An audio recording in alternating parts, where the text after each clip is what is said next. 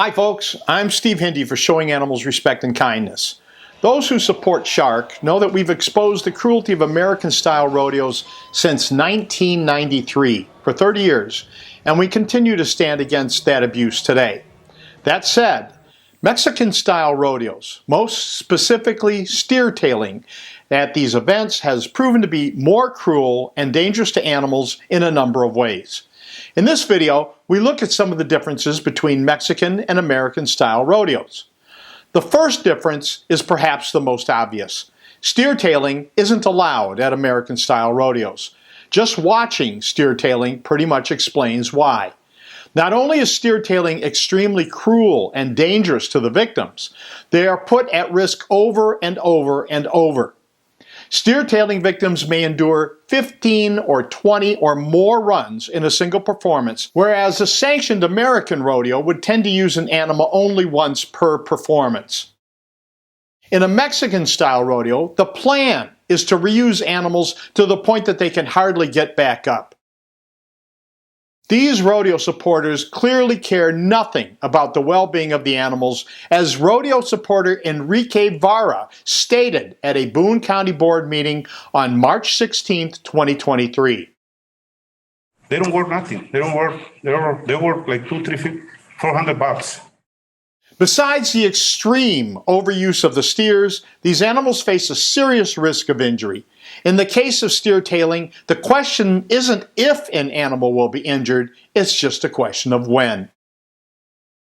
Steer tails may be degloved, which means the skin of the steer's tail is literally ripped off the underlying muscle.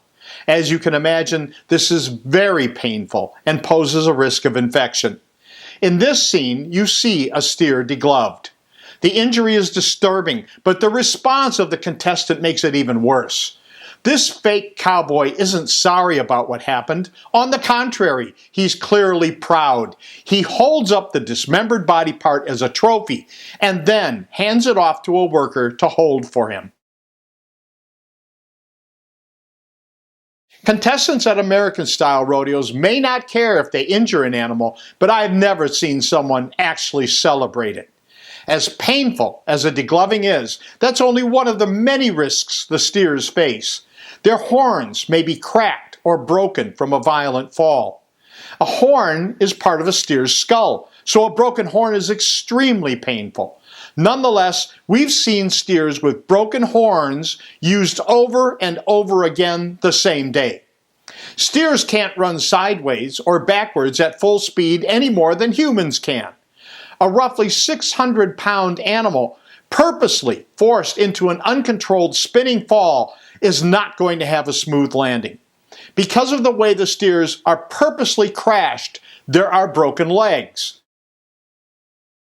This steer was injured early in a performance and was left to suffer the entire day, only to be forced back onto the trailer that brought him to Illinois from Iowa. Now he had to endure the long ride back to an extremely bleak future. This victim suffered a paralyzing spine injury.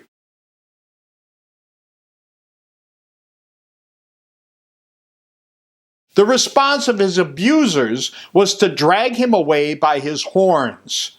The incompetence of these fake cowboys resulted in this horribly injured, suffering animal being dragged into a fence headfirst.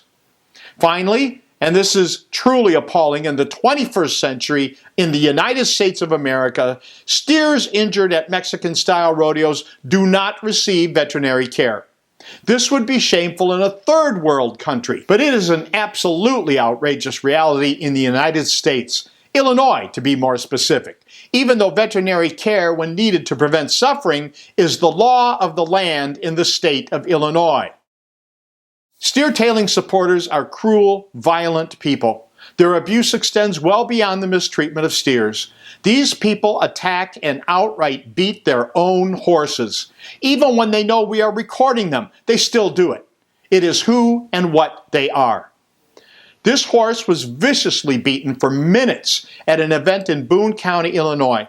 The beating is just one of many that happened in front of everyone in attendance, and yet nothing was done. Everyone saw what was going on, but this guy was far from the only one abusing his horse. A few months after this video was shot, the same person was charged with domestic violence. The cruelty against these animals leaves them terrorized. The long day of abuse leaves them exhausted. Toward the end of the day, given their fear and exhaustion, they can hardly get up anymore, so their tormentors constantly shock them with powerful electric prods. The type of prod used constantly at Mexican-style rodeos is one that is outright banned at American-style rodeos. The manufacturer of the prod has stated for decades that these devices are to be used sparingly and only in legitimate livestock operations. The prod manufacturer specifically states that these devices should not be used at rodeos. Nevertheless, and in spite of Shark having documented the cruelty inflicted on these victims, the misuse of these painful devices continues, and authorities at both county and state levels turn a blind eye. So far, Shark has video documented Mexican rodeo animal abuse in Boone County, McHenry, Ogle County, and Will County, Illinois. So far, no one in a position of authority has done anything to relieve the suffering of these helpless creatures. Absolutely shameful. Steer tailing has no practical application in a ranch environment. It never did. Steer tailing exists merely as entertainment, not as an offshoot of real ranch work. As Animals 24/7 editor Merritt Clifton wrote in a June 16, 2023 blog, quote, "Apologists for steer tailing will be hard put to find any historical reference to it among descriptions of traditional methods of animal husbandry, especially in cattle ranching, which has been often described and well documented for almost as long as cattle have been domesticated," unquote. Steer tailing should be banned.